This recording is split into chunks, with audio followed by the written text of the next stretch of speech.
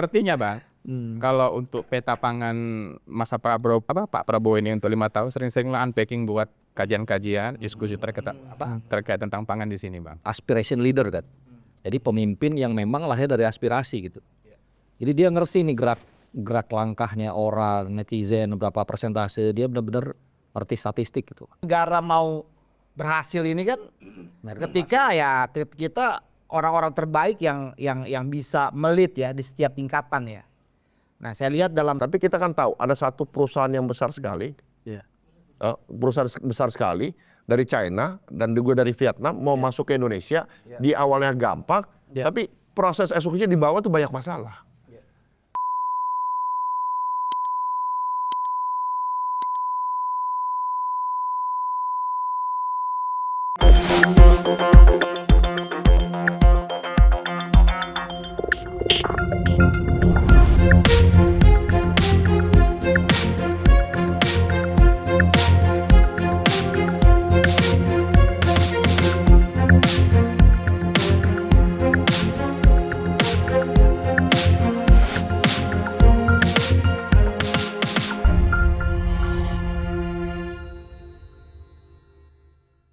Oke, assalamualaikum warahmatullahi wabarakatuh. Salam sejahtera buat kita semua, para penonton Unpacking dimanapun berada.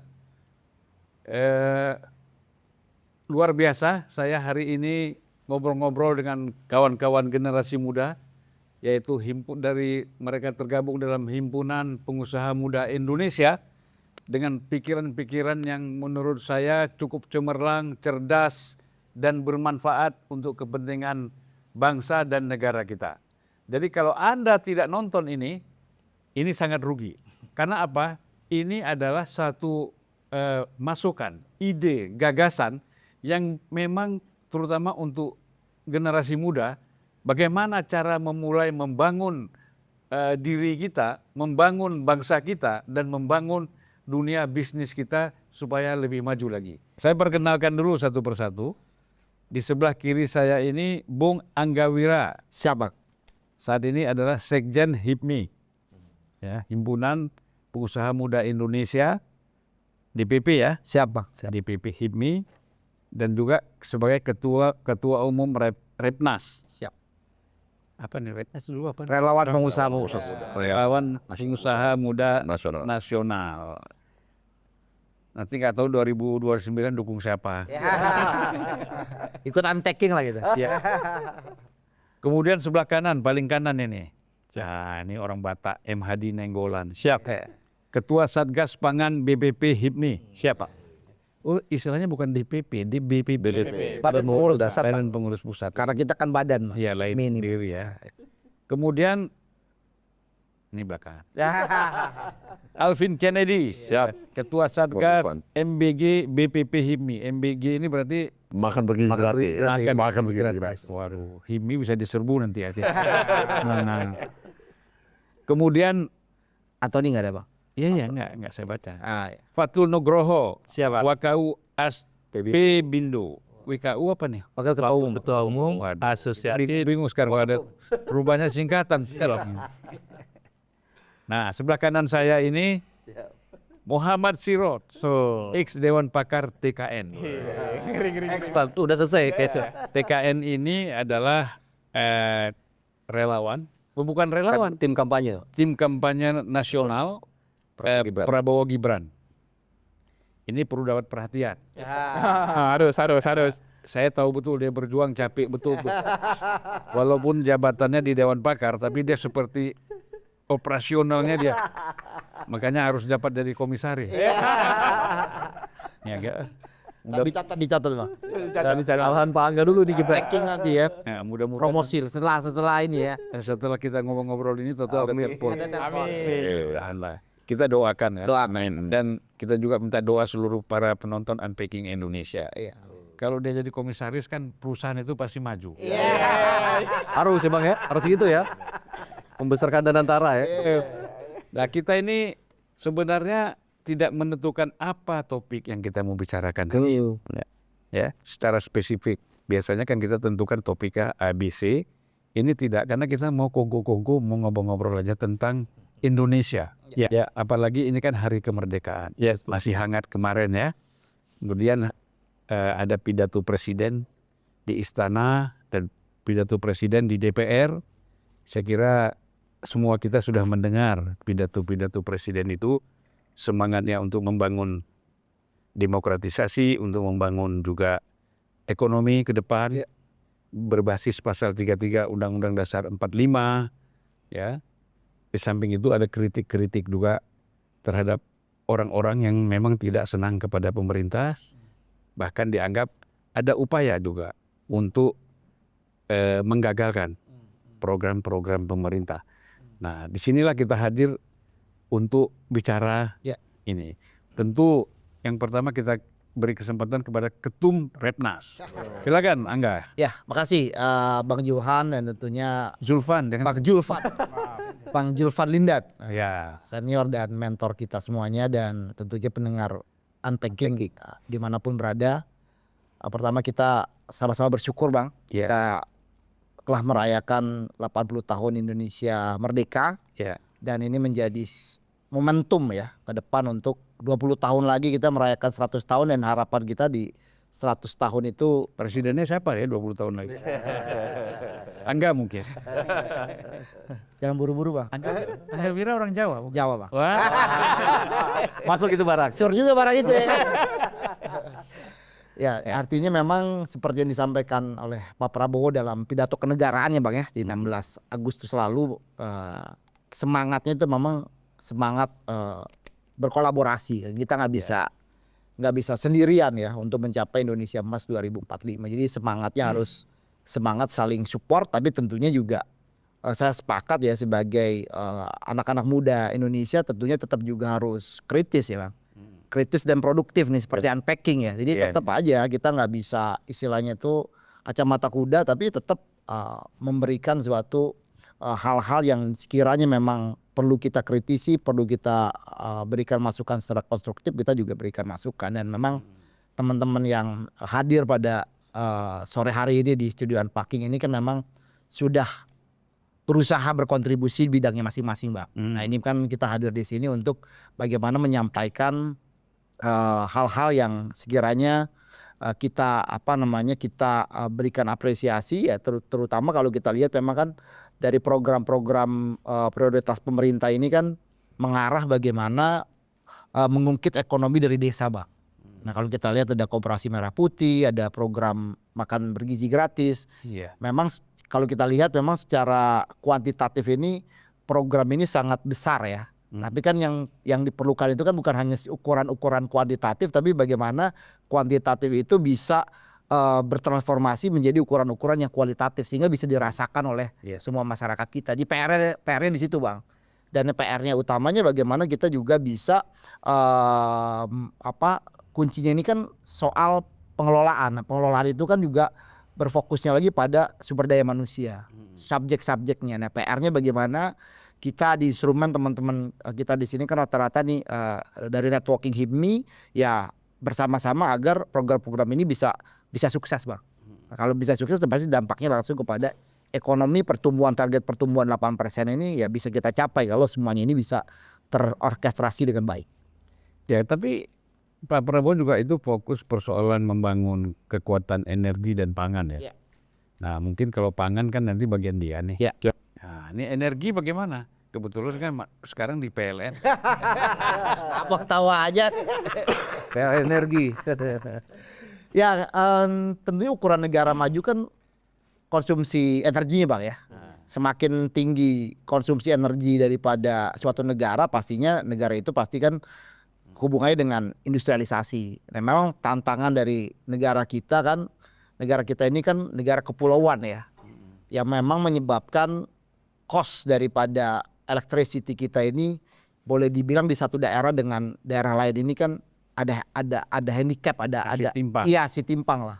Karena kan kayak di pulau-pulau terluar ini kan saat sekarang ini masih bakar bensin Bang ya. Bakarnya nah ini kan dengan berbagai macam kemajuan teknologi yang ada ya harapannya memang itu bisa kita transformasi dengan penggunaan energi baru terbarukan. Ini menjadi PR lah dari teman-teman juga. Tapi gini kan semangatnya katanya kita sekarang 400.000 barel, 600.000 barel per hari ya. Konsumsi kita 1,6 juta bang. Iya konsumsi, bukti, tapi kan produksi kita. Produksi 600.000. Nah semangat untuk kembali membangun oil kita, ya kalau gas kan lain lagi ya. Ya. Nah oil kita ini untuk bisa mencapai 1 juta ke atas lagi bagaimana? Ya. Ada potensi nggak?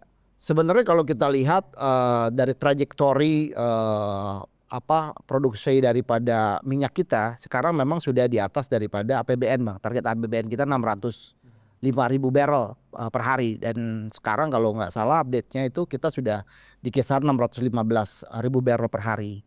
Nah memang kalau kita lihat ya tentunya harus agresif untuk eksplorasi lagi bang gitu. Dan memang kita harus mengundang banyak Investor. ya player-player besar yang memang mungkin pada waktu itu kan ada agak keluar lah ya, karena pada waktu itu kan mungkin semangat 10-15 tahun yang lalu kan ada semangat nasionalisasi ya. Tapi pada waktu itu kan mungkin ya saya rasa itu hal yang kurang pas ya. Padahal kan kalau kita mungkin skemanya bisa tetap kolaborasi ya. Nah ini kan mungkin potensi yang ada bisa kita optimalkan ya secara maksimal ya. Oke, nanti kita perdalam. Ya. Saya sekarang kepada Fatul Nugroho, tapi ntar dulu, Wakil Ketua Umum Aspibindo ini tolong disingkat. Asosiasi Pemasok Energi Mineral dan Batubara Indonesia. Wah, Pas itu bang. berat. Pas banget ini ya. Siap. Kan sekarang ini banyak regulasi ya, Betul, di dalam pemasokan batubara ke baik ekspor, betul, ataupun penggunaannya untuk di dalam negeri. betul, Dan paling besar itu kan penggunaannya oleh PLN. betul, Keterkaitan nih. betul. Ya kan, jangan sampai putus hubungan. Makanya kita hadir nih sore ini. Iya. Akan dekat terus. Iya. Dan hadir atas perintah juga ya. Jadi gimana melihat sektor kita? Ya, saya melihat pertama adalah bahwa Bapak Presiden kita Pak Prabowo Subianto menyampaikan pesan bahwa swasembada energi itu bukanlah suatu mimpi, tapi ini adalah kewajiban bagi kita semua, segenap anak bangsa, stakeholder yang ada di sektor energi untuk mewujudkan swasembada energi tadi. Nah, salah satu swasembada energi adalah tadi yang disampaikan oleh Bang Zulfan juga, bahwa target pemerintah adalah mencapai 1 juta barrel oil per day di tahun 2030. Tadi Bang Angga sudah menyampaikan eksplorasi yang masif, dan salah satunya yang dirilis oleh Menteri SDM kita Bang Bahlil itu adalah untuk aktivasi sumur-sumur idle. Jadi sudah dikalkulasi dan diinventarisasi oleh pemerintah, dalam hal ini Kementerian SDM, ada sekitar 20.000 sumur-sumur yang idle. Nah kalau 20.000 sumur-sumur idle ini katakanlah kita ambil 20 barel saja per sumur, ini sudah 400.000 barel. Gitu tadi sudah 615.000 barel oil per day, tambah 400.000 ke 1 juta nggak jauh. Sebetulnya tadi kalau kita bisa optimalkan menjadi katakanlah 20 barel, tapi kan nanti rata-rata mungkin ada yang 10, ada yang 30. Nah ini yang menurut saya suatu terobosan kebijakan yang diambil oleh Menteri SDM atas arahan Bapak Presiden, bagaimana tadi UKM tidak hanya perusahaan-perusahaan besar, Seven Sisters, ya kemudian BUMN, Medco dan lain sebagainya, tapi yang kecil-kecil ini skala-skala menengah itu juga bisa berpartisipasi. Hitungan saya simpel Bang, katakanlah mungkin teman-teman HIPMI atau pengusaha muda bikin perusahaan, ambil 10 idle wells, dari 10 idle wells tadi berproduksi katakanlah kita nggak ambil 10 barel per hari. Ya kan udah 100, Bukan 10.000 ya? ya kita bicara kecil dulu aja Bang. 10 barel. Ya kita bicara 10 barel berarti udah 100 barel. Nah kalau harga minyak $70 per barel, ya kira-kira revenue-nya kan berarti sudah berapa? 7.000 kan? $7.000 per day revenue. Nanti yang saya tahu bagi hasilnya itu justru sekarang menarik. 80% untuk pelaksana, artinya perusahaan tadi, 20% untuk pemerintah. Dan jual minyaknya nggak pusing-pusing, jual minyaknya ini cukup ke Pertamina. Itu termasuk yang ditinggalkan oleh Caltex apa dulu itu ya? Betul Bang, bisa. Dan itu semua ada Banyak sekali di Sumatera Kementerian Selatan. SDM, kayaknya Bang Angga punya data-data. Nanti kita bagi untuk teman-teman unpacking. Jadi para penonton unpacking yang mau bisnis minyak kecil-kecilan bisa daftar ke Repnas ya. Menurut saya ini terobosan kebijakan ya. Artinya selama ini pemerintah itu mengeluarkan kebijakan yang tinggi-tinggi, yang besar-besar begitu. Ini menurut saya kebijakan yang simple tapi applicable. Ini yang saya apresiasi. Ya, saya agak paham tapi saya nggak boleh ngomong. Sekarang kita ke Bung Alvin. Siap, Bang Yulfan. Alvin Kennedy. Alvin ini dari Sumatera Barat ya? Sumatera Selatan saya. Saya asli orang Palembang. Biasanya suka pakai Kennedy itu orang Sumatera Iya. Barat. Sebelah-sebelahan lah. Agak-agak Eropa ya. Ya. Silakan. Ya, Dari Bang kita Yulfan, begini, mungkin mungkin saya Dari segi perdagangan. Ya, saya sharing-sharing sedikit mungkin dari kacamata pengusaha. Ya. kebetulan saya bergerak di sektor di bidang retail, Retail, otomotif. penjualan otomotif. Ya. Kalau kita bicara mungkin by data lah ya, by data kebetulan dan walking saya cukup lebar, Bang Julfan. Saya dari Sumatera Tengah sampai ke Jayapura, jadi saya bisa menggambarkan. Kebetulan otomotif kan sekarang bukan barang mewah lah ya, barang kebutuhan udah cukup. Kecuali kalau Sehari Lamborghini. mobilnya Lamborghini gitu kan. Ya. Sebenarnya 2 bulan ini getting better ya, ekonomi kita getting better. Baru-baru ini kita juga punya event otomotif terbesar ya, Gaikindo Auto Show Ya di BSD. di BSD.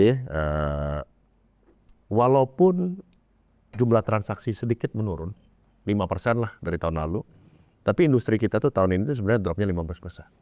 Jadi kita ngelihat sudah membaik gitu ya, membaik. Dan kalau kita ngelihat dari pertumbuhan ekonomi juga a bit better ya, udah 5.1 gitu ya.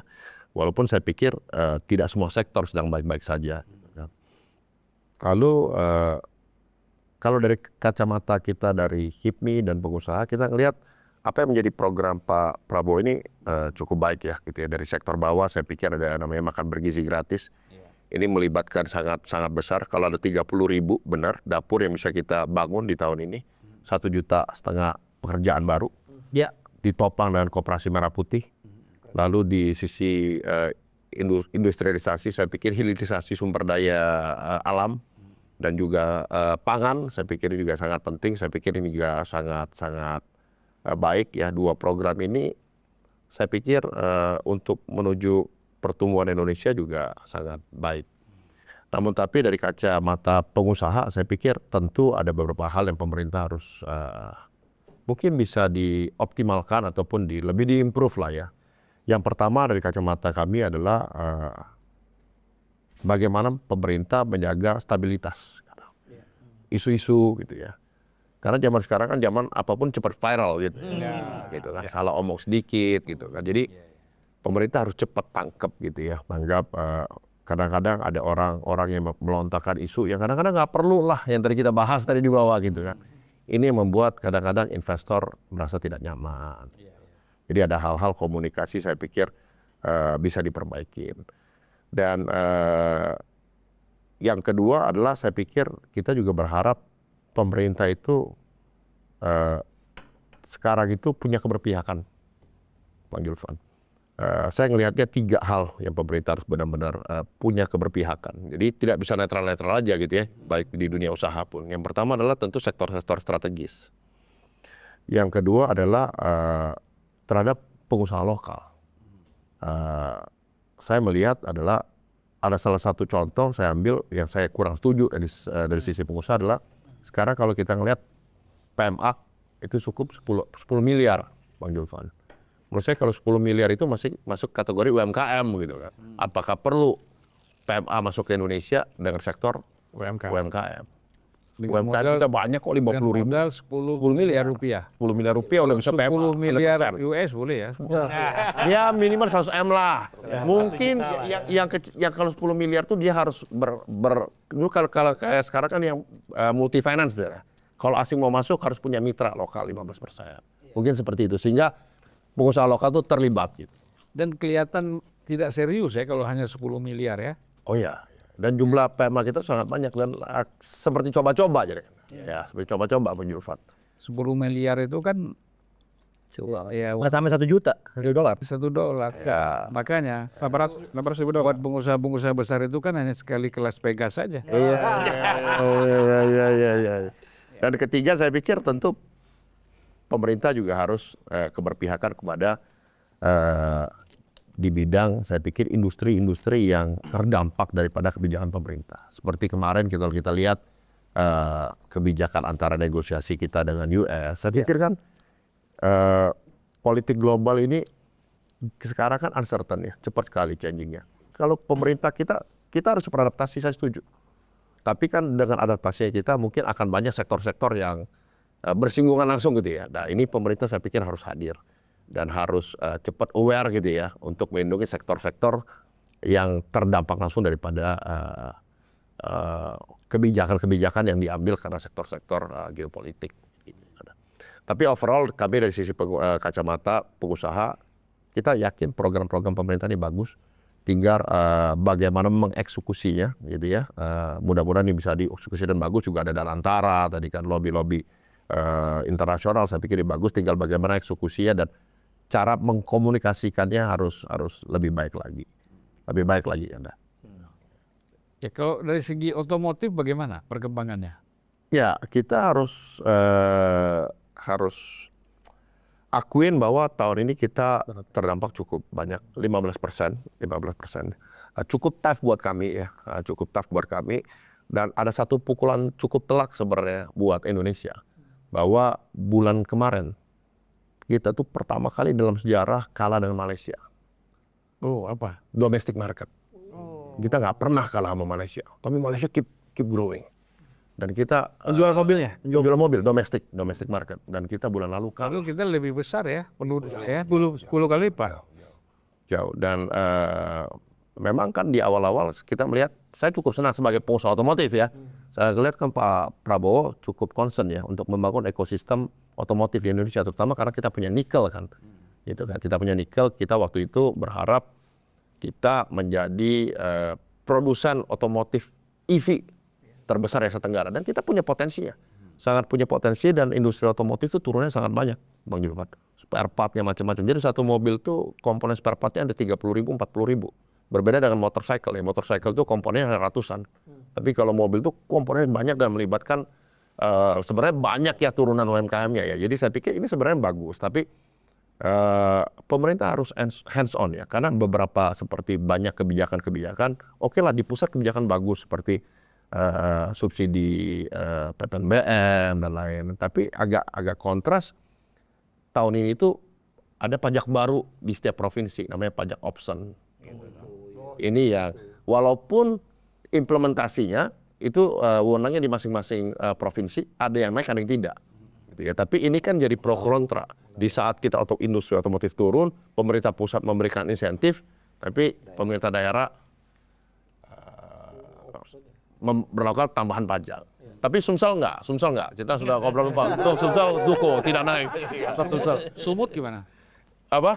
Kalau Sumut? Sumut ada kenaikan dikit. Yang pasti Jawa Tengah naik, ada Jawa Tengah naik. Ada beberapa naik. Tapi tentu saya pikir gubernur masing-masing punya dasar lah ya. Saya pikir, tapi ya kita berharap sebagai pengusaha otomotif seharusnya di tengah industri yang sedang turun ini, sedang lesu, harusnya yang diberikan adalah insentif, bukan pajak tambahan. Karena industri otomotif ini turunannya banyak dan penyerapan tenaga kerjanya sangat-sangat Itu masif. provinsi apa kabupaten yang naikin pajak? Itu berdua provinsi, karena ada satu sektor pajak PPNKB itu yang dulunya nggak jelas pembagiannya, akhirnya ya itu akhirnya pembagian antara provinsi dan kabupaten. Ya. Ya, ini kan kalau semua kita masalah ini kita serahkan kepada Pak Prabowo. Iya. Pak Prabowo itu ada menteri. Nah disinilah perannya Menteri Perindustrian untuk bagaimana melanjutkan apa yang ditegaskan oleh Pak Prabowo kan gitu. Ini salah satu ini nih, unpacking ini kan menjadi sarana untuk komunikasi. Corong. Gimana? Bung Hadi? Siap. Makasih Bang Jul. Mungkin saya mau Hadi ini kan pangan ya, Ya. BPP HIPMI sebagai Ketua Satgas Pangan ya. ya pangan. Ya, Ya. Yang pertama saya mau nyampaikan kayaknya unpacking ini Bang menjadi barometer Bang. Karena saya ingat tahun yang lalu April ada 3 statement saya yang itu kejadian semua Bang 2024. Patet satu. Ya di sini Nanti dulu unpacking yang jadi barometer. Hadi neng. saya mau bilang bahwa unpacking ini termasuk salah satu barometer, ya kan? Kalau orang Melayu bilang mungkin bertuah ya kan. Saya ingat tahun yang lalu saya menggagas ide bagaimana di pangan ini ada Menko Pangan satu. Ya, kejadian Bang. Iya. Ada Menko Pangan Bang. Ada. Yang kedua saya bilang Bang Zulfa kalau langsung Bulog pinterest. ya kalau Bulog tidak langsung mandatori presiden bubarkan saja saya bilang. Iya. Lalu Bulog diambil lagi oleh presiden mandatorinya dan langsung diserahkan kepada Menteri Pertanian supervisinya dan sebagainya. Ya, kejadian barang ini Bang. Yang ketiga adalah saya bilang kalau di kelapa sawit itu ada PT PN Holding yang sebagai backupnya. Ya. Kalau di jalan tol konstruksi ada banyak BUMN-BUMN yang sifatnya konstruksi, ada Wika dan sebagainya. Tapi hari ini tidak ada BUMN yang mengelola khusus tanaman pangan, yaitu padi dan jago. Tapi hari ini juga kejadian Bang, ada namanya Agrinas Pangan. Kejadian juga barang ini Bang. Yang di rootnya baru mundur. Baru mundur. Kosong. Cocok Bang. Cocok Bang. Karena yang ngusulin ya. Yang ngusulin. Ya Bang, gimana Bang? Kita usulkan Bang. Packing nih, kita usulkan Bang. Paling Palma, tidak, ya. kalaupun tidak di jajaran direksi, jajaran komisaris. Pengawasi ya. Iya. Jadi saya mau bilang sepertinya Bang, kalau untuk peta pangan masa Pak Prabowo ini untuk 5 tahun sering-sering lah unpacking buat kajian-kajian, diskusi terkait tentang pangan di sini Bang. Iya. Biar bisa jadi referensi bagi pemerintah juga. Nah, kalau saya hari ini menanggapin tadi kalau Pak Alvin buat 3 biar orang mudah mengingatnya, pada podcast kali ini juga mungkin saya titip pesan 3 kepada Pak Presiden Prabowo sebagai mandatori tertinggi dari Republik ini. Yang pertama adalah kebijakan terkait lahan pangan Bang, konsensi lahan pangan. Nah, kita miris ketika mendapatkan statement, dapatkan laporan dari Pak Nusron sebagai Menteri ATR BPN bahwa 46% konsensi lahan di Indonesia ini hanya dimiliki oleh 60 keluarga. Nah, ini adalah momentum yang tepat menurut saya, Pak Prabowo dengan jajaran menterinya bagaimana mendorong. Makanya saya 2 minggu yang lalu buat statement dan itu lumayan viral Bang. Saya mengusulkan bagaimana pemerintah Prabowo harus memberi memprioritaskan 10 juta konsensi 10 juta hektar lahan pangan dan pertanian ini kepada pengusaha muda baru Bang. Kalau saya analogikan, kalau ada 1.000 pengusaha yang diberi konsensi lahan 10.000 hektar, itu sama dengan kita bisa buka lapangan pekerjaan 10 juta orang Bang ke depannya. Nah ini kan menurut saya kesempatan bagi Pak Prabowo membangun satu keadilan ekonomi. Ya. Kalau enggak, seperti mungkin senior-senior kita sering bilang kan, kita sudah ganti presiden ini yang ke-8, menterinya ganti, bolak-balik udah ganti, gubernurnya sudah ganti, bupatinya sudah ganti, tapi konglomeratnya nggak ganti-ganti. Karena ingat Bang, instrumen paling fundament kalau mau jadi konglomerat dunia dan termasuk Indonesia adalah lahan, tidak ada yang lain. Baik itu misalkan lahan HGU, ya kan, HGB, konsensi lahan hutan misalkan hutan tanaman HTI, hutan tanaman industri, ya kan, HPT dan yang lain sebagainya. Ini kan menurut saya harus benar-benar ini kan memang otoritasnya pemerintah. Agrinas itu gimana? Agrinas saat ini masih sedang cari bentuk Bang. Karena kan Agrinas ini kan baru, karena Menunggu Agrinas komisaris baru ya? Direksi Bang. Yang jawab baru Agnes Palma kan. Mundur direksi Ya. ya. Yang jawab baru Agnes Palma kalau Agrinas ini ada 2 Bang, Agrinas Palma sama Agrinas Pangan.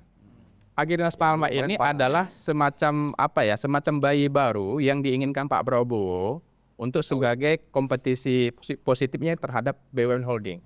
Jadi semua lahan sawit yang akan disita negara 3,4 juta hektar itu yang ilegal itu akan nanti dikelola oleh Agrinas Palma.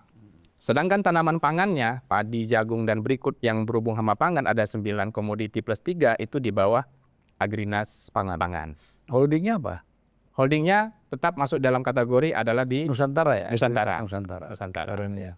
Tapi ini masih banyak diisi oleh militer, Bang. Rata-rata 80% militer yang mengisi jajaran direksi maupun BOC-nya. Ya harus pengusaha bang isi kan. Perlu dari HIPMI juga ya. Ya kan Kombinasi.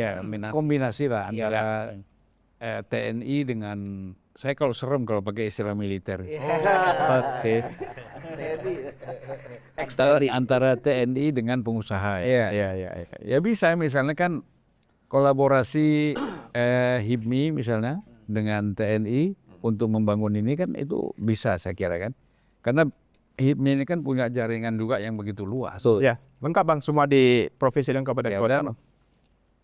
Para aktif orang-orang yang mimpin Kadin itu kan asal usulnya HIPMI juga. Ya. Jadi saya kira memang porsinya ya, porsi kerjasama ini, kolaborasi ini harus betul-betul bisa berjalan gitu. Jadi kita sebenarnya begini kan, banyak anak bangsa kita ini punya kemampuan yang luar biasa. Baik dalam dunia bisnis, dunia teknologi, dunia digital kan. Nah, kenapa tidak mendapat peran yang besar lah gitu untuk ikut memajukan, ya, jangan ikut menentukan ya, ikut memajukan bangsa kita ke depan. Oke. Nah, sekarang saya ke Muhammad Sirot. Siap abang. Siratul Mustaqim. Dewan Pakar TKN. Ya. Harus kita ulang-ulang ya. X Dewan Pakar TKN. Nah, saya ini agak lain pertanyaan saya. Begini, Sirot. Sekarang kan apapun yang dilakukan oleh pemerintah terkesan salah. Ya. Ya kan? Banyak sekali dikritik. Ya. Kalau kita lihat di TikTok udah capek kita. Tuh benar. Seperti negara ini udah nggak ada lagi. Ya, salah semua. Nah, dan tampaknya antisipasi ataupun bagaimana untuk mengcounter isu-isu negatif ini kan dari pemerintah tuh kurang. Ya kan? Kurang sekali.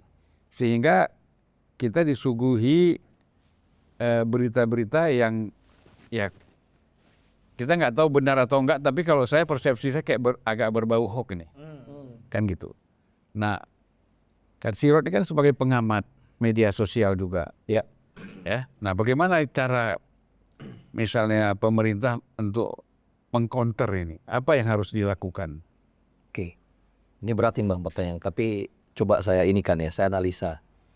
Jadi ada perubahan gaya komunikasi saya kira dari Pak Jokowi. Ya. Yang kita lihat sangat menguasai media. Beliau aspiration leader kan. Jadi pemimpin yang memang lahir dari aspirasi gitu. Jadi dia ngerti nih gerak langkahnya orang, netizen, berapa persentase, dia benar-benar ngerti statistik gitu. Nah, sementara Pak Prabowo ini ada dikelilingi orang yang terbiasa commander ya. Kan beliau nggak pernah jadi pangdam kan. Beliau selalu mimpin pasukan. Dikelilingi ini orang-orang terbaik.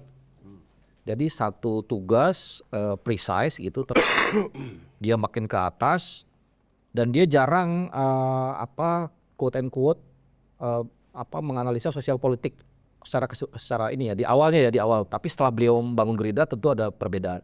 Hanya dari pola ini saya perhatikan begini. Jadi kalau Pak Jokowi ini permukaan itu benar dikuasai, kalau Pak Prabowo tuh segelintir sekelompok orang-orang yang berpikir aja nih. Kaum intelektual yang pegang nama beliau. Berpikir dan berzikir. Berpikir dan berzikir. Misalnya kalau Bang Zulfan ngomong, itu pasti kaki tangan beliau ini mengamati Bang Zulfan dan orang-orang yang ngomong di sini. Tapi kalau ada petiga istilahnya Bang Khatib Basri, the middle class complainers gitu. Ini orang-orang yang sedikit tapi gemarnya komplain nih. Sebenarnya nggak banyak nih orang. Ya. Terbukti misalnya orang-orang yang sebenarnya nggak jadi kekuatan ekonomi juga karena dia nanggung ya middle class gitu ya. Kayak saya mungkin. Dia juga bukan penentu kekuasaan karena bukan pemilik 60 tadi HGL tanah tadi ya. Tapi dia juga bukan grassroots yang sebenarnya sekarang ini disasar oleh Pak Prabowo. Jadi Pak Prabowo ini kan sekarang mainnya kan paling bawah yang dibenahi sama dia. Ya. Nah, middle class complainer ini yang biasanya dirawat oleh Pak Jokowi, di mana indikatornya dalam media riuh rendah, noise ya, itu nggak dihandle. Dan saya mengamati di awal-awal justru dua pejabatnya ini yang jatuh ya, Satu itu utusan khusus yang bidang agama ya, satu lagu Mendikti, itu justru dipukul itu salah satunya oleh netizen sebenarnya. Saya ada berpikir apa Pak Prabowo justru membiarkan media ini hiruk pikuk, jadi teman-teman harus bisa bertanggung jawab dua nih, satu ke pemerintahan Pak Prabowo, yang kedua juga harus menjelaskan ke publik. Ya. Nah tanda petik sialnya justru saya lihat beliau sadar itu setelah pas dia dipanggil ke Hambalang itu, di antaranya Mbak Uni Lubis dan kawan-kawan dari TV gitu ya, diundang ke sana, baru beliau akui gitu. Nah sejak saat itu kan Bang Kodari udah mulai bisa ngomong tuh di luar. Awalnya kan yang dikepruk ini PCO terus nih, Bang Hasan Nasbi terus. Iya. Karena semua KL itu harus ngomong lewat Bang Hasan Nasbi. Ya. Jadi memang perubahan kesadaran ini juga menurut saya harus dari Pak Prabowo sendiri ya. Nah makanya saya itu menyarankan ke KL itu sekarang komunikasinya tuh nggak bisa kayak Pak Jokowi. Gimana caranya supaya kita menang di media? Nggak akan pernah kalau saya perhatikan Pak Prabowo ini. Dia akan biarkan anak buahnya ini dikritik habis oleh netizen. Dia akan biarkan noise ini kemana-mana. Yang penting saya menjelaskan yang garis besar gitu. Pak Prabowo kan selalu sekarang jadi spokespersonnya dari kebijakan beliau. Beliau itu menjadi juru bicara kegiatan dia gitu. Dari mulai kegiatan militer, makan bergizi gratis. Kalau yang dianggapnya achievement ditampilkan di awal, contoh misalnya Pak Dadan dengan makan bergizi gratis di pidato tahunan itu kan diungkapkan begitu bangga sampai 2 kali kan. Dan memang itu cukup achievable ya, cukup tinggi ya pendapatan pencapaiannya dari 7,7 juta. 2 minggu sebelumnya saya tanya kepada Dan itu 15 juta, tiba-tiba seminggu setelah itu jadi 20 juta penerimaan manfaat ya anak-anak sekolah dengan ibu hamil dan segala macam gitu. Nah jadi saya lihat ada pergeseran pola komunikasi Bang. Makanya saya ke teman-teman yang di KL itu kadang saya jadi konsultan juga gitu mereka. Sekarang itu kita harus gunakan AI, kita harus gunakan tim pakar, akademik, jurnal gitu ya untuk menjelaskan di antara kita ini pemahaman strategik dari Pak Prabowo gitu. Makanya gaya beliau juga seperti misalnya ngomongin militer ya, dipanggil lah ini bintang-bintang 4 semua, Kasan, ngomong terus media nanti menerka-nerka gitu. Terus tiba-tiba nanti langsung ada pembicara buat validasi kan di Batu Jajar gitu. Sebenarnya kegiatan itu tuh setahun yang lalu Bang. Nah ini Bang Angga angkatan 3, saya angkatan ke-5 di cohort. Pak Prabowo itu janji ke Kang Endi gitu. Bintang 2 di Dankomar kan. Sebelum jadi Pangkomar itu kamu bintang 3 ya. Kamu masa bintang 2 kan bintang 3 juga gitu. Tapi ternyata ada pembicaraan, wah ini nanti yang lain ngiri nih, Kopasgat, Kopassus kan gitu. Akhirnya 3-3-nya jadi bintang 3. Proses untuk mencapai ke sana ternyata setahun Pak. Jadi sistemik, pelan-pelan, komunikasinya nggak semua orang tahu, hanya sekitar tanda petik elit dan sekelilingnya beliau, itu dari mulut ke mulut, ya itu memang pola komunikasi begitu. Sementara disparitas komunikasi ke publik itu jauh banget. Makanya saya memang kalau lihat TikTok itu jengkel gitu memang. Jadi di media sosial itu, ini 17 Agustus Pak Prabowo katanya hemat-hemat, tapi ini kok kayak pamer-pamer bikin karnaval gitu, buang-buang duit. Jadi rakyat itu di bawah itu sangat jauh gitu loh dengan komunikasi elit. Saya bingung juga Bang kalau ngelihat gayanya Pak Presiden dengan menurut saya cukup efektif justru karena memang ini kita pilihan negara demokrasi, biarkan orang berbicara, nggak usah dilawan pakai buzzer gitu ya. Tapi yang maksud saya tetap harus dibantuin juga nih kawan-kawan secara secara narasi gitu. Kalau nggak kita capek Bang. Kita lama-lama capek. Contohnya misalnya kayak 5,12% ya tadi yang Ko Alvin bilang pertumbuhan ekonomi dihajar sama Silios, isu itu kan dianggap BPS nggak kredibel kan. Saya japri temannya Mas Angga nih, Pak Hari, Wakabadan BPS. Bang ini gimana jawabnya, saya bilang. Mungkin 3 minggu yang lalu beliau bilang nanti biarkan KL aja yang jawab gitu. Untung baru tadi sore ya beliau ada rilis dengan Pak Renal Kasali, beliau jelaskan gitu. Terlambat gitu loh. Ternyata udah heboh duluan, bahkan dilaporkan ke PBB kan 5,2. Setelah kita telusuri penjelasan beliau masuk akal, kecuali yang ini ya yang data besaran data dianggap errornya besar, itu menurut saya masih agak kurang nyambung saya. Pak Renal jelaskan karena kalau samplingnya random mau berapa datanya pun sebenarnya ya errornya mungkin nggak besar. Jadi kecil. Ya.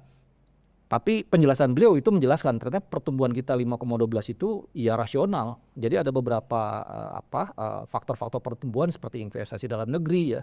Terus orang misalnya penjualan mobil motor nggak tumbuh tapi orang mobile sekarang dia pakai sewa ya Pak Alvin. Ya. Jadi dia Gojek, Grab gitu lebih tinggi orang jalan. Jadi terus dengan liburan kemarin banyak itu puncak kan sering macet ya. Jadi konsumsi ternyata tinggi. Terus orang misalnya datang ke mall dibilang mereka cuman Lihat-lihat. kelompok Rojali. gitu. Tapi spending dia untuk konsumsi tetap tinggi sebenarnya. Cuman memang pola dia konsumsi dia nggak langsung beli di mall, agak berbeda gitu.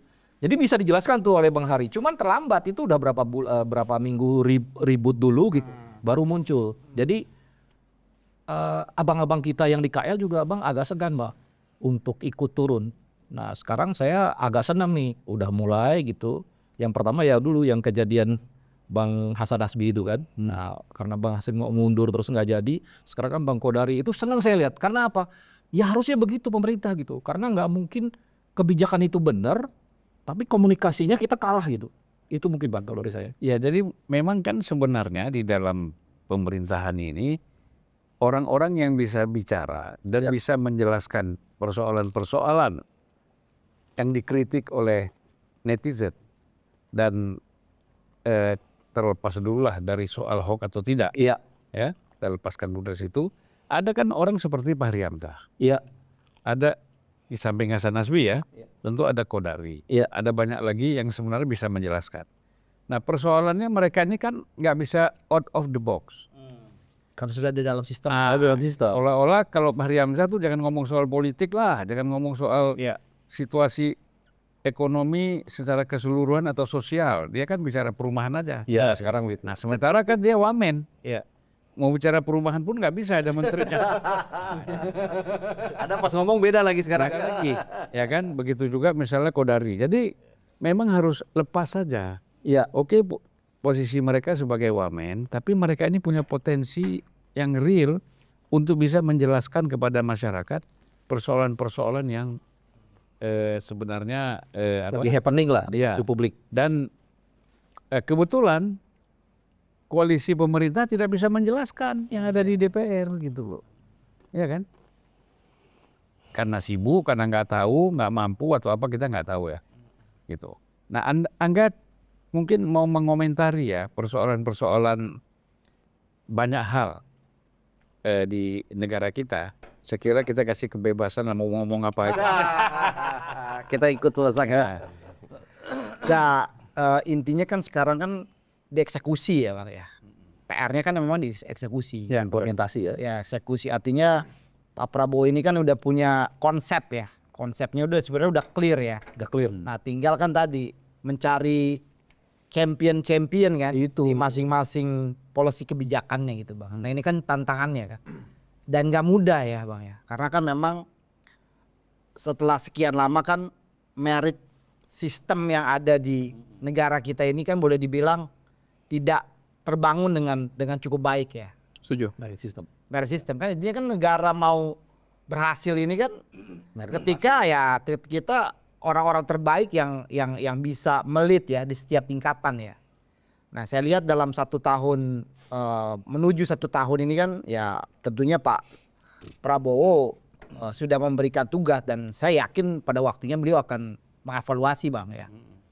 Ketika yang ditargetkan itu tidak sesuai dengan KPI-nya, apalagi kan beliau kan ya tadi yang seperti Bang Siro sampaikan kan commander ya, top down ya. Commander, Ya, ya. artinya ya ketika sudah dikasih waktu, sudah dikasih KPI, tidak ini bukan saatnya lagi tadi yang seperti kita diskusi sebelum masuk akomodatif kan. Nah, wilayah akomodatif ini udah selesai Bang. Udah menurut saya, selesai. kan. Nah, tinggal ya kita mencari orang-orang terbaik.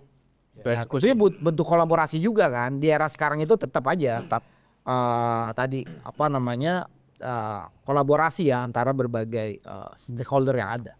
Itu sih Bang kunci utamanya menurut saya.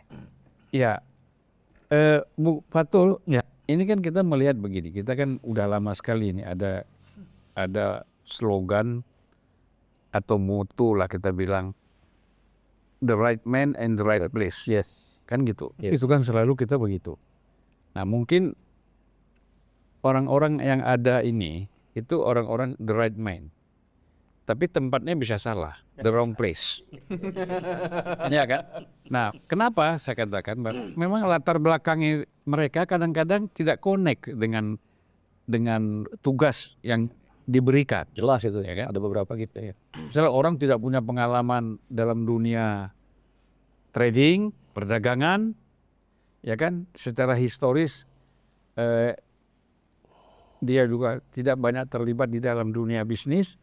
Nah misalnya kalau orang misalnya dia aktif di Kadin atau HIPMI, dia udah ngerti itu perdagangan, udah ngerti dia industri, ya kan, dan lain-lain gitu. Begitu juga pangan. Orang yang tidak pernah tahu, tidak pernah terlibat, ya kan, dalam dunia pangan ataupun energi, tiba-tiba dia masuk ke situ, buat regulasi yang macam-macam yang aneh-aneh misalnya gitu kan. Nah ini menurut saya yang perlu memang direvisi ya, gitu. Ya kalau di reshuffle mungkin 70% ya. Banyak kali Bang. Jangan mati terganggu Bang psikologis abang-abang kita yang di KL Bang. Abang harus punya hak prerogatif dulu. Loh, enggak kita kan sekarang kan isunya Prabowo harus dilakukan reshuffle. Nah, kalau reshuffle menurut saya kita nggak bilang 100%. Tapi paling dia kan 70%. Iya kan? Gimana kan? Ya, ini menarik dan menjebak ini. Jadi saya setuju memang harus ada the right man on the right place. Iya. Saya akan berbicara the right man on the right place-nya. Kalau the right man on the wrong place, saya nggak bicara itu. Iya. Ya, saya salah satu yang saya sangat apresiasi adalah inisiatif kebijakan hilirisasi. Menurut saya ini adalah kebijakan yang clean and clear. Gitu, dari formulasi kebijakannya, policy formulation-nya, sampai policy execution-nya ini clean and clear. Dan hasilnya sangat nyata. Dan ini kan dulu di-lead oleh Kementerian Investasi, ya Kepala BKPM, dan sekarang jadi Kementerian Investasi dan Hilirisasi, dipimpin oleh Bang Bahlil. Kemudian dilanjutkan juga SDM. Ada dibentuk namanya Satgas Percepatan Hilirisasi. Ya ini jagonya Pak Bahlil nih, ketuanya beliau juga begitu. Dan menurut saya ini adalah salah satu kebijakan tadi yang memang berhasil. Ini tanpa menjelaskan dengan teori ekonomi yang rumit. Selama ini kan kalau kita bicara dalam kebijakan ekonomi kita, ya di rezim yang kita pakai itu kalau ekonomi istilahnya Keynesian economics. Kita selalu bicara domestic household consumption, kemudian government expenditure, kemudian investment, terus net export import. Nah, menurut saya kebijakan hilirisasi ini kalau kita bicara teori ekonomi ini adalah bentuk penerapan atau implementasi long term economic growth, gitu, pembangunan ekonomi yang jangka panjang. Nah, inilah yang melibatkan kalau kita bicara tadi, kalau konsep long term economic growth itu kita bicara output GDP itu adalah fungsi dari physical capital, panjang infrastruktur yang kita punya, pabrik-pabrik, dan itulah yang sekarang sedang dibangun, smelter-smelter, kemudian dikombinasikan dengan technological change, ya, dan juga human capital. Labor kita harus punya yang skilled labor. Itulah kenapa yang saya amati, ya, Tim Cook menyatakan kenapa Apple itu membangun pabrik di China. Karena di China itu talent pool-nya ada di satu tempat, lengkap dia. Nah inilah yang menurut saya juga perlu, artinya tadi diikuti hilirisasi itu bagus, berhasil. Kalau di nikel kan dari 2014 itu raw material 3 billion US dollar ekspornya, tahun 2020 jadi 30 billion US dollar, 10 kali lipat. Nah ini yang menurut saya perlu diikuti pada akhirnya dengan tadi smelter oke dibangun di Indonesia, pabriknya selama ini teknologinya masih dari China. Namun saya ini yang perlu kita invite dan kita kuasai teknologinya. Katanya Jarum udah bangun mobil listrik juga itu. Iya, saya setuju kalau Polytron ya ini menurut saya itu tadi ya, artinya tidak hanya baterainya tapi menurut saya dinamonya Bang. Dinamonya perlu dibangun di Indonesia, kenapa? Tembaganya kan ada Freeport nih, menghasilkan Freeport Newmont jadi tembaga. Nah tembaga jangan diekspor keluar tapi bikin dinamo di Indonesia. Nah, menurut ini rancangan yang sangat baik hilirisasi, tinggal bagaimana pemerintah memperluas ke sektor yang lainnya. Contohnya katakanlah kemaritiman. Ya. Ekspor kemaritiman dan perikanan kita di 2024 itu sekitar 8 billion US dollar. Kalah sama Vietnam, lautnya lebih sempit dari kita tapi ekspornya 14 billion US dollar. Karena apa? Karena Indonesia ekspor Vietnam, Vietnam ekspor ke Amerika karena zero tarif. Iya. Tapi sekarang mungkin berubah bisa jadi. Nah, kalau 8 billion US dollar ini kita hilirisasi, kita tingkatkan lagi, saya yakin mungkin bisa 3 kali lipat katakan menjadi 24 billion US dollar. Menurut saya inilah yang kebijakan yang tanpa nggak perlu dijelaskan rumit-rumit, jadi kebijakan yang sangat bagus. Nah itu salah satu menterinya Pak Bahlil itu Pak. Ya. Makanya kenapa Pak Rosan untuk di Kementerian Nanti Investasi. saya heran kalau Bahlil nanya nomor sepatu kau berapa? Nomor sepatu dulu. Nomor sepatu Belum nomor KTP.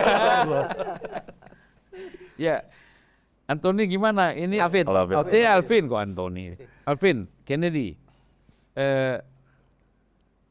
Persoalan industri ya. Dari dulu sejak saya jadi wartawan, itu kan kita menuntut ada terintegrasi, ya kan? Misal, kalau dulu problem industri kita ini soal handphone, soal telepon, susah banget minta sama Telkom pasang telepon. Akhirnya mereka beli yang telepon yang Pakai antena. pakai antena yang panjang itu dari PT Inti kan? Telepon satelit ya. Iya, telepon satelit. Dan itu pun kadang-kadang dipasang di mobil, ya kan? Banyak kayak tiang bendera itu dia punya antenanya kan. Nah, kalau pakai seluler yang dari luar negeri dulu kan pakai Nokia ataupun ya MPS ya dari Motorola itu kan mahal sekali, ya kan? Belinya aja tuh hampir 25 sampai 30 juta satu kan. Kayak batu bata itu ditenteng kemana-mana. Nah jadi kalau kita lihat bagaimana sekarang kan industri kita kadang-kadang dari industri itu kan harus dekat dari laut supaya transportasinya itu mudah kan. Logistiknya murah Bang ya. Kalau jauh kan kayak kita ini lihat dari Bekasi bawa ke Cengkareng, dari Bekasi bawa ke Priuk misalnya, itu macet jalan di mana-mana karena kontainer semua yang jalan kan. Nah, harusnya ini kan terintegrasi seperti itu ya.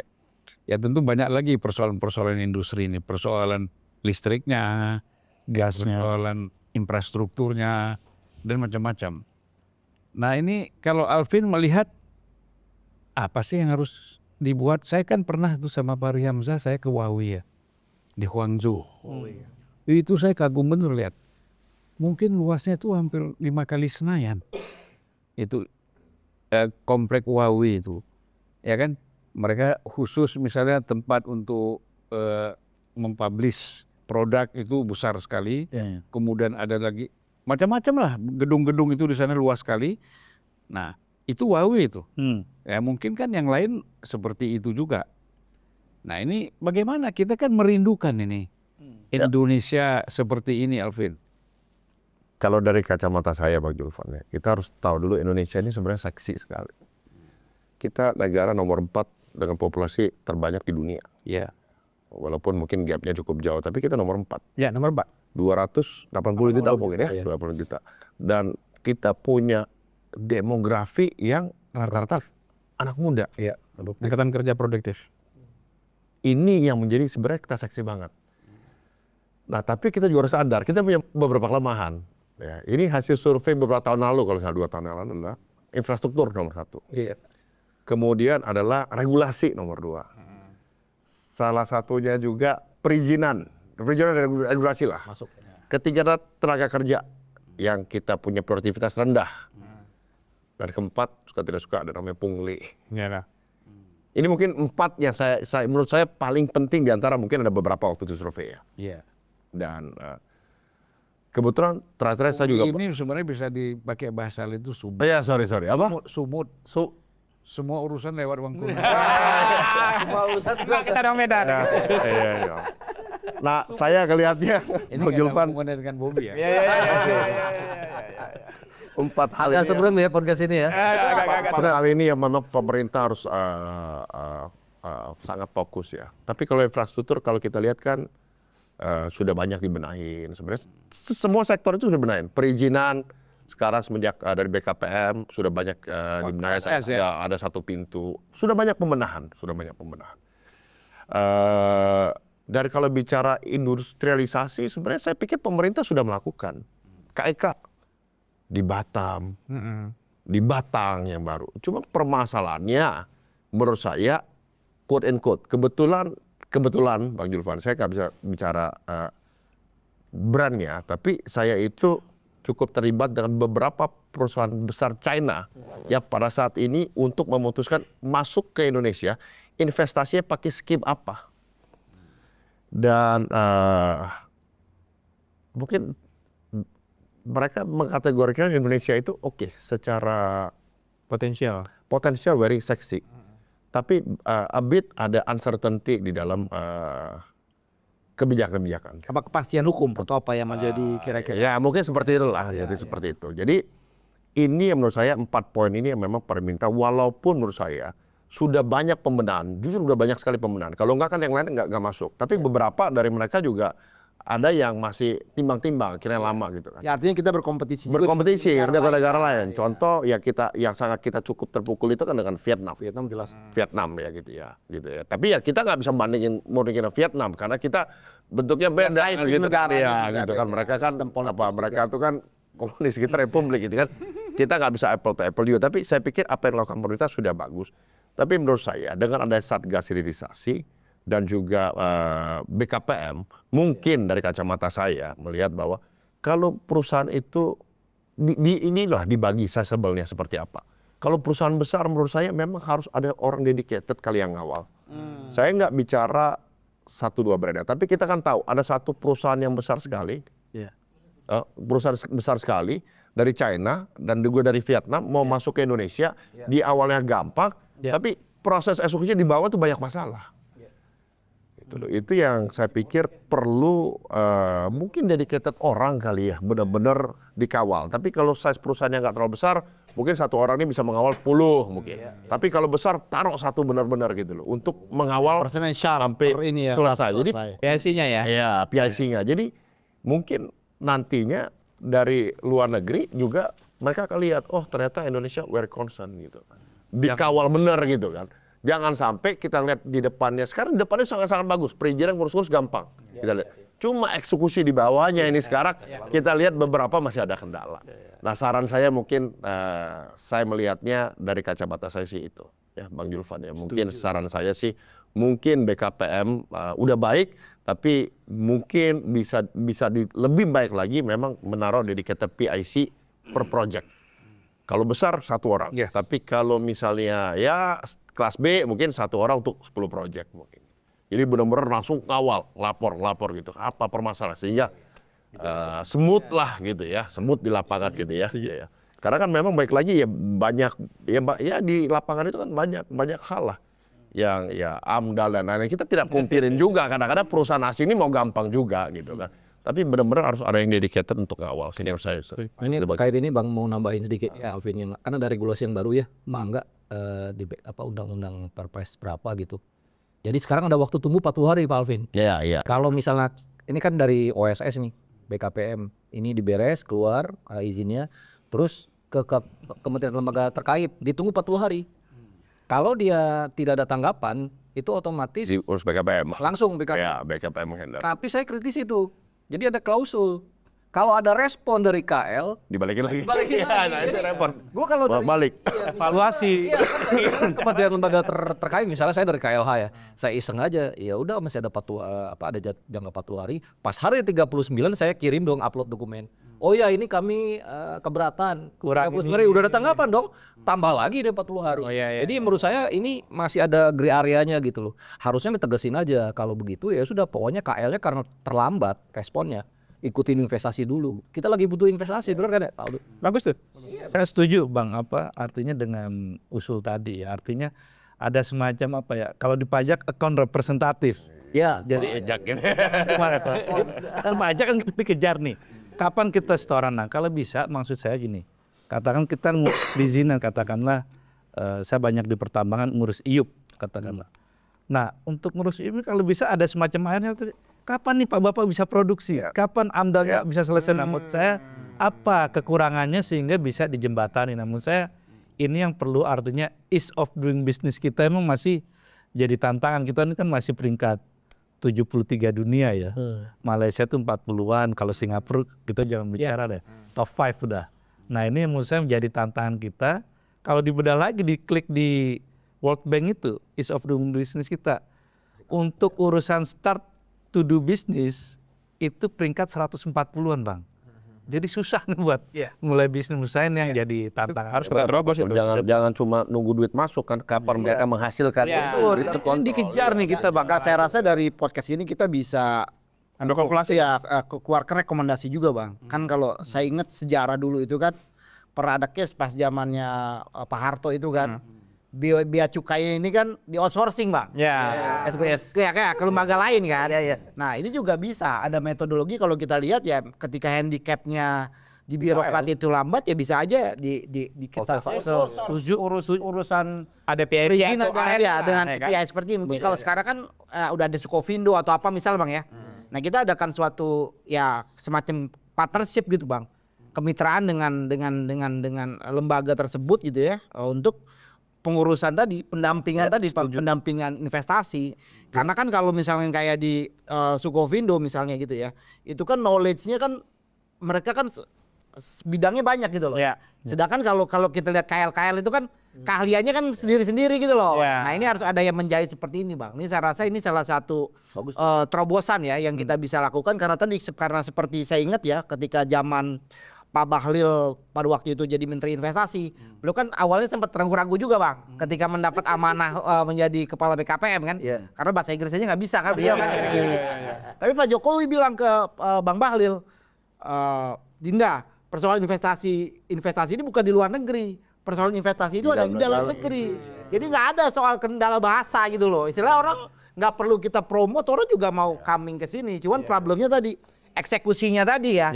Nah tadi saya rasa ini model ini mungkin kita bisa exercise ya. Artinya benar-benar ada suatu integrated yang tadi apakah dengan Sukovindo atau apa yang melakukan pendampingan dan KPI-nya tadi jelas seperti Malvin. Kalau ketika investasi ini misalnya di atas 1 bilion gitu ya. 1 bilion. Nah mungkin 1 orang gitu kan. Dan sebenarnya kan juga ketika mereka datang kan ada injek fasilitas juga, ada tax allowance, tax holiday gitu kan. Nah ini bisa menjadi paket lah. Saya rasa ini bisa jadi terobosan juga. Tadi dan Singapura dan di Dubai udah begitu. 1 jam lebih ya. Tapi ini Hadi mungkin yang terakhir ya. Karena kita mau maghriban. Selanjutnya Bang mungkin dari saya menyampaikan apresiasi yang luar biasa kepada Pak Prabowo dan tentunya ada squad beliau salah satu SDM terbaik Pak Amran Sulaiman. Kita harus mengapresiasi bahwa ini juga adalah kali pertama dalam sejarah Indonesia bisa swasembada pangan khususnya di padi ya, di beras. Kita sampai punya 4,2 juta metrik ton cadangan pangannya tertinggi sepanjang sejarah ketika Indonesia merdeka. Dan saya cuma ada titip pesan 3, ini penting sekali menurut saya. Yang pertama adalah bagaimana Pak Prabowo melalui Pak Amran dan melalui timnya Kementan ini bicara tentang on farm ya. Nah, pemerintah kemarin meluncing yang namanya ada Brigade Pangan. Itu metodenya, konsep gagasannya itu adalah bagaimana 15 orang anak muda itu bisa ngelola 200 hektar lahan pangan. Ini kan konsepsi sebenarnya lebih kepada spiritnya harus entrepreneur ini Pak Alvin. Nah, faktanya hari ini adik-adik kita mungkin para generasi muda yang mau dibentuk di BP ini dimentorin tanda kutip oleh birokrat, oleh kampus. Yang notabene-nya juga belum teruji harus praktisi. Ya gimana mungkin seorang mentor yang punya lahan nanam cabai aja nggak ada yang pernah, nanam padi nggak pernah, dia mau jadi mentor gitu. Buka warung aja dia nggak pernah, terus dia mau mensupport orang, mementorin orang menjadi pengusaha, nggak bisa Bang.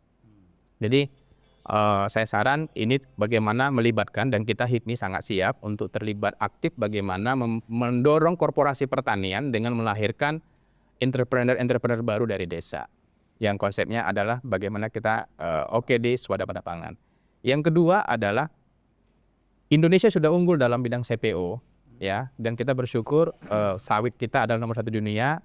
Alhamdulillah hari ini kita sukses lagi di padi, jagung sukses, dan kita juga sudah surplus juga di telur, di ayam. Tinggal tantangannya, mungkin saya punya pesan karena ini Presiden 08, ada 8 komoditas yang menjadi tantangan yang harus dilakukan oleh Prabowo. Ya kan? Satu adalah Bang, udah cocok Bang. ya, satu ya adalah gula. Oh iya. Kita harus Ribut-ribut. harus waspada gula. Yang kedua adalah daging kerbau. Yang ketiga adalah kelapa. Kita harus menjadi yang terbaik di dunia. Nah, keempat itu adalah kakao. Yang kelima pala. Dan yang paling krusial lagi juga adalah hilirisasinya. Tadi menyangkut tentang sambungan dari Pak Alvin dan Pak Fatul ya. Jadi saya berharap pemerintah bereskan 3, satu lahannya, land ini tidak hanya dikuasai oleh konglomerat, tapi harus diberi ruang kepada anak-anak muda, khususnya pengusaha muda. Yang kedua, pengelolaan on farm-nya, di plantation-nya, ya kan, di lahan ini benar-benar melibatkan dan bisa membangun kolaborasi dengan pengusaha, karena nggak bisa kalau pengusahanya nggak hadir di situ. Yang ketiga adalah hilirisasi terhadap sektor agro ini, Bang. Ini sangat menjadi fundament. Saya berdoa dan yakin di bawah kepemimpinannya Pak Prabowo, ya, Indonesia tidak hanya swasembada pangan, Jangan tapi lupa kepemimpinan Pak Prabowo yang dibantu oleh Pak Dasko. oh iya, Pada inilah Pak Adi inilah. lupa kita, Jangan Pak Amran lu Pak Dasko lupa. Repot juga ya kan. Kita nggak pede. kita, kawan politik Dasko. kita selalu hormat kepada Pak Dasko ya kan, memang itu mentor kita Harus Pak Adi. Jadi kita percaya di tangan Pak Prabowo dibantu oleh semua skuadnya, insya Allah Indonesia akan menjadi lumbung pangan dunia. Wah. Terima kasih. Saya kira kita sudah 1 jam lebih ya kita ngobrol. Supaya kelihatan kita sholat. Ya. Ini juga sudah masuk waktu maghrib. Mudah-mudahan kita bisa ketemu lagi. Terima kasih. Ya, kita Zulfan. diskusi lagi lebih dalam lagi, memperdalam apa yang sudah kita bahas hari ini. Hari ini saja menurut saya itu udah luar biasa. Ya. Ya kan? Apa yang disampaikan dengan pikiran-pikiran positif, akal sehat. Ya. Nah, mudah-mudahan bisa banyak membantu Betul. Pak Prabowo dan pemerintahannya. Terima kasih. Assalamualaikum warahmatullahi wabarakatuh.